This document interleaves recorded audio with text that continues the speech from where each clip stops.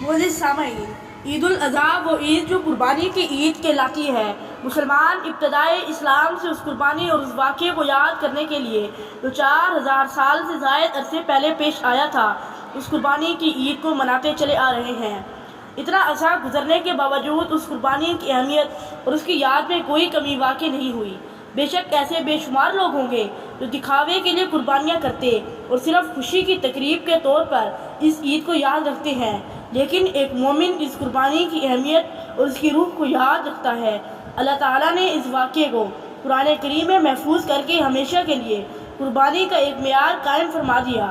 کیا اعلیٰ معیار ہے کہ آج بھی جب ہم اس واقعے کو سنتے ہیں، اس پر غور کرتے ہیں، تو ہمارے دل جذبات سے بھر جاتے ہیں۔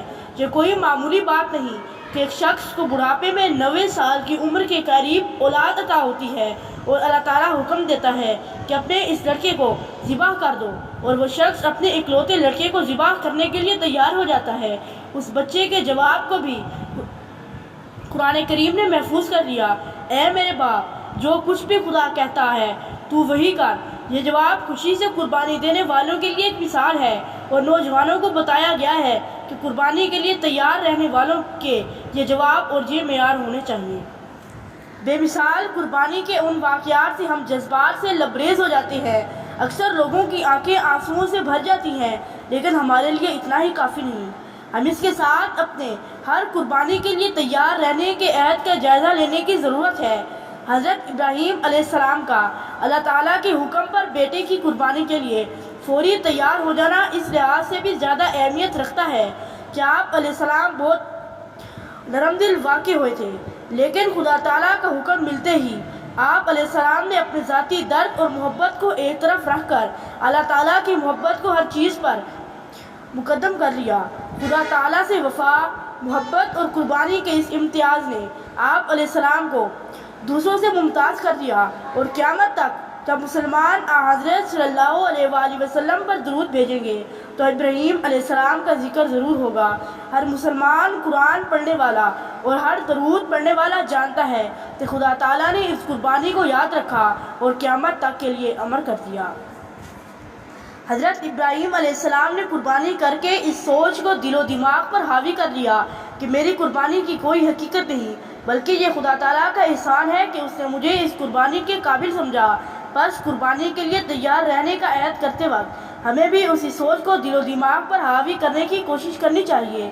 ہماری قربانیوں کی حضرت ابراہیم علیہ السلام اور حضرت اسماعیل علیہ السلام کی قربانیوں کے سامنے سے کوئی حیثیت نہیں، لیکن پھر بھی ہم اگر دین کو دنیا پر مقدم رکھنے کے عہد پر ذرا سا بھی عمل کرتے ہیں تو اللہ تعالیٰ اس طرح نوازتا ہے کہ جس کی انتہا نہیں۔ بس یہ جذبہ عارضی نہیں بلکہ مستقل ہونا چاہیے۔ اگر اللہ تعالیٰ کے قرب کے اصول کی خواہش اور اس کے لیے کوشش زندگی کا مستقل حصہ بن جائے تو تب بھی ہم کہہ سکتے ہیں کہ ہم اپنے عہد کو پورا کرنے کی کوشش کرنے والے ہیں۔ یہ ماحول گھروں میں پیدا کرنے کے لیے دعاؤں اور عمل کی ضرورت ہے۔ قربانی کے لیے تیار ہو جانے کے اس واقعے کے بعد حضرت ابراہیم علیہ السلام اور حضرت اسماعیل علیہ السلام کی مزید نئی قربانیوں کا دور شروع ہوتا ہے۔